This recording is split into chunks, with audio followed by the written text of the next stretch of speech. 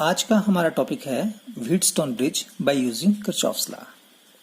आपको पता है कि व्हीटस्टोन ब्रिज का इस्तेमाल किया जाता है अननोन रेजिस्टेंस को फाइंड आउट करने के लिए, और उसके लिए हमें क्या करना पड़ता है कि व्हीटस्टोन ब्रिज जो है, जो इलेक्ट्रिकल सर्किट है, उसमें दो पॉइंट जो हैं जिनको हमें बैलेंस करना पड़ता है इस तरीके से ताकि गैल्वेनोमीटर कोई डिफ्लेक्शन ना दे। और जब ऐसा होता है तो हम बोलते हैं कि हमारा व्हीटस्टोन ब्रिज जो है वो बैलेंस्ड स्टेट में है। और उस टाइम पे आपकी जो रेशो आर्म है, इनको बोलते हैं ratio arm, P Q, P over Q is equal to R over X, ये निकलता है। जब यहां से कोई करंट फ्लो नहीं करता है तो उसको बोलते हैं बैलेंस स्टेट, और ये P upon Q is equal to R upon X, ये हमने पहले इसका आंसर निकाला था। अब इसी आंसर को फिर से हम निकालेंगे by using Kirchhoff's law. Kirchhoff's ने हमारे पास दो लॉ दिए। पहला लॉ जो था जिसको हमने बोला था जंक्शन रूल, और दूसरा लॉ था उसको हमने बोला था लूप रूल। तो यहाँ पे हम लूप रूल का इस्तेमाल करेंगे। और यहाँ पे आप ये देखिए सर्किट डायग्राम बनाएंगे, तो पहले सर्किट डायग्राम को एक बार देख लेते हैं फिर से।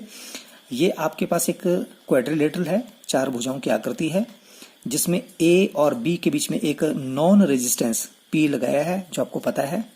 बी और सी के बीच में भी एक नॉन रेजिस्टेंस लगाया है जिसको आपने क्यू बोला है। ए और डी के बीच में आपने जो रेजिस्टेंस बॉक्स लगाया होता है जहां से आप रेजिस्टेंस को चेंज कर सकते हैं, इसको बोलते हैं वेरिएबल रेजिस्टेंस। और सी और डी के बीच में आप अननोन रेजिस्टेंस निकालते हैं, लगाते हैं, जिसका आपने रेजिस्टेंस निकालना होता है, दैट इज अननोन रेजिस्टेंस। और बी और डी पॉइंट के बीच में एक गैल्वेनोमीटर लगाते हैं और बीच में की लगाते हैं। जैसे की को आप बंद करोगे तो यहां से करंट फ्लो करता है, तो गैल्वेनोमीटर जो है वो बता देता है कि इस सर्किट में इस रास्ते से, इस पाथ से करंट फ्लो हो रहा है या नहीं हो रहा है। ए पॉइंट को आपने बैटरी के पॉजिटिव टर्मिनल से कनेक्ट किया है और सी पॉइंट को बैटरी के नेगेटिव टर्मिनल से कनेक्ट किया हुआ है थ्रू की K2।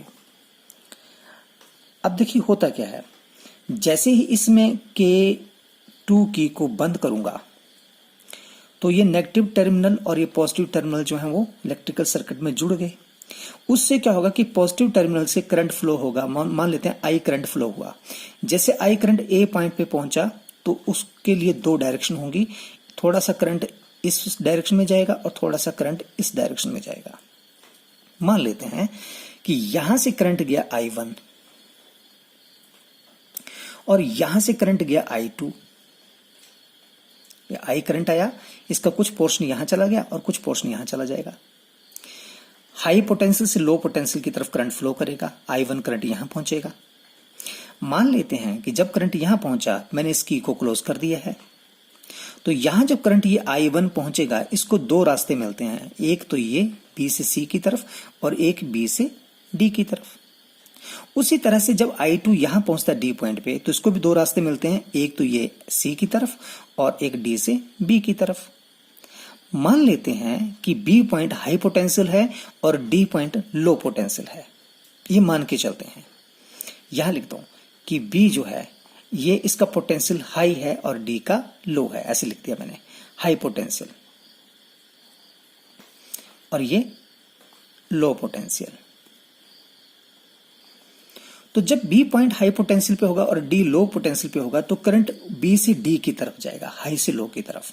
तो देखिए यहां से I1 करंट आया, बी पॉइंट पे पहुंचा, बी पॉइंट पे पहुंच के करंट को दो रास्ते मिले, एक ये और एक ये। तो मान लेते हैं कि बी से एक थोड़ा सा करंट इस डायरेक्शन में आ गया, जो आया उस करंट का नाम दे दिया मैंने I3। अब यहां से करंट कितना चल रहा था I1 यहां पहुंचा, उस I1 से थोड़ा सा पोर्शन करंट का I3 इधर चला गया, बाकी कितना बचा, बाकी बचा I1 माइनस I3, वो इस तरफ चला गया।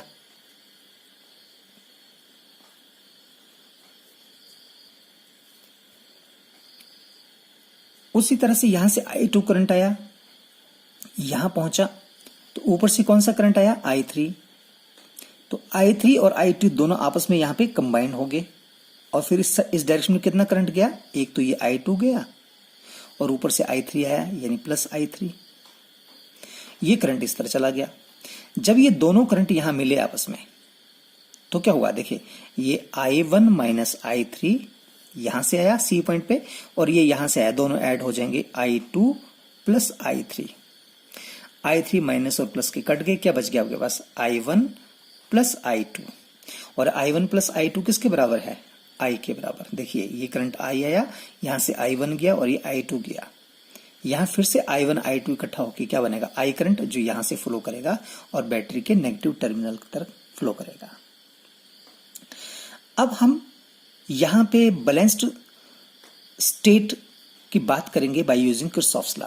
किरचॉफ्स का जो सेकंड रूल था, जो जिसको लूप रूल कहा था, उसमें बोला था कि किसी भी क्लोज्ड सर्किट में जो टोटल पोटेंशियल ड्रॉप होता है that is equal to 0।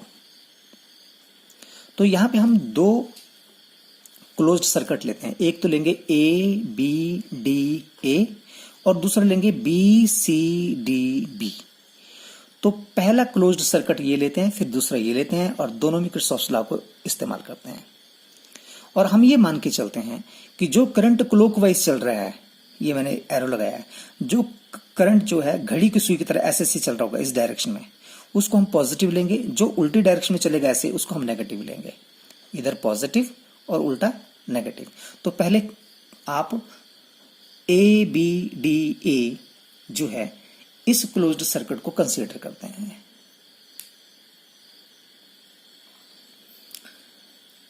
A B D A में आप देखें यहां पे ए से बी की तरफ पोटेंशियल ड्रॉप कितना हो रहा है। पोटेंशियल ड्रॉप का मतलब करंट इनटू रेजिस्टेंस। यहां करंट I1 है, रेजिस्टेंस P है, तो आप लिखेंगे I1P। इसको हमने प्लस लिखा क्योंकि ये क्लॉकवाइज इस तरफ घूम रहा है, तो ये एरो इधर है क्लॉकवाइज है, ये एरो नीचे क्लॉकवाइज है, जैसे इधर आ रहे हैं तो ये एंटी क्लॉकवाइज है, ये उल्टा है, ये एरो इस तरफ है ऐसे ऐसे चल रहा है, ये वाला एरो ऐसे है, तो ऐसे जो क्लॉकवाइज है उसको पॉजिटिव लेना है। I1P पॉजिटिव है, इधर पहुंचे B से D तो I3 करंट नीचे आ रहा है और G से निकल रहा है, तो यहाँ रेजिस्टेंस G होगा, तो आप लिखेंगे प्लस I3G। जब ये D से A की तरफ आए तो करंट उल्टा आ रहा है, आप D से A की तरफ जा रहे हो, करंट इस तरफ आ रहा है यानी एंटी क्लॉकवाइज, तो इसको माइनस लेंगे, तो लिखेंगे माइनस I2 और रेजिस्टेंस कितना है R which is equal to 0। ये हमारा किरचॉफ्स लॉ था कि किसी क्लोज्ड सर्किट में जो पोटेंशियल ड्रॉप हो रहा है, this is the potential drop, current into resistance, this is called potential drop, उसका अलजेब्रिक सम जो है किसके बराबर आ रहा है, 0 के बराबर आ रहा है। उसी तरह से आप दूसरा क्लोज्ड सर्किट लेते हैं B C D B. B C D B, तो यहां लिखा दूसरे के लिए B C D B for closed circuit B C D B.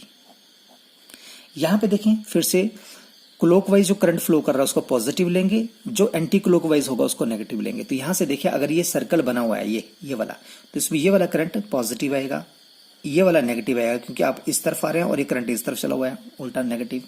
ऊपर गए तो ये भी उल्टा आ रहा है नेगेटिव। ये करंट ऐसे घूम रहा है और ये वाला करंट जो है ये ऐसे चल रहा है, ये भी ऐसे चल रहा है, तो क्लॉकवाइज को हमने पॉजिटिव लेना। तो आप क्या लिखेंगे, I1 minus I3 into Q, this is a potential drop. यहां पहुंचे इस डायरेक्शन में तो करंट एंटी क्लॉकवाइज है, इसको नेगेटिव लेना है, तो आप लिखना माइनस और यहां लिखे ब्रैकेट में I2 plus I3 into resistance क्या आया X।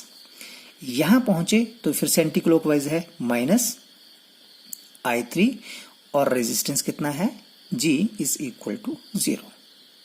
ये आपके पास नंबर 1 इक्वेशन और ये आपके पास नंबर 2 इक्वेशन। अब आप क्या करेंगे, इस व्हीटस्टोन ब्रिज में इस रेजिस्टेंस को R को, जिसको आप बोलते हैं वेरिएबल रेजिस्टेंस बॉक्स होता है, आप इसको इस तरह से एडजस्ट करते हैं such that the point B and D are at the same potential. आप इसको ऐसे एडजस्ट करें कि B और D का पोटेंशियल कैसा हो जाए, सेम। अगर दोनों का पोटेंशियल सेम होगा तो यहां से करंट फ्लो नहीं करेगा। जब करंट फ्लो नहीं करेगा यानी I3 करंट जो शो कर रहे हैं वो 0 के बराबर होगा। तो आप लिखेंगे when bridge will be in balanced state, then potential of B and D point will be same and hence I3 current equal to 0. जब ये बैलेंस स्टेट में होगा, दोनों के पोटेंशियल सेम होगा, यहां से कोई करंट फ्लो नहीं करेगा, तो I3 करंट 0 हो जाएगा। तो मान लीजिए आपने रेजिस्टेंस इस तरह से एडजस्ट किया कि इन दोनों का पोटेंशियल सेम हो गया और यहां से करंट फ्लो हो रहा है 0, कोई करंट नहीं फ्लो कर रहा है। तो जब 0 होगा तो दोनों इक्वेशंस क्या बन जाएंगी, तो यहां इन इक्वेशन में जहां पे I3 लिखा है वहां पे आप 0 भर दीजिए। ये I3 है, यहाँ I3 है, ये I3 है, ये I3 है। तो बैलेंस स्टेट में I3 करंट 0 होगा, तो इन इक्वेशन में 0 भर दीजिए। फिर देखिए आपकी इक्वेशन क्या बनती है। तो यहाँ पे हम नीचे लिखते हैं, देखिए पहली इक्वेशन का क्या बनेगा, यहाँ ये 0 हो गया तो 0 इंटू समथिंग 0, आपके पास क्या बचा, I1P minus I2R equal to 0। उसी तरह से सेकंड इक्वेशन देखिए, ये है I1 इंटू Q और I3 तो 0 हो गया, इसको हटा दीजिए, minus I2 into X, I3 0 है और ये 0 इंटू G, ये भी 0 हो गया, तो इक्वल टू 0।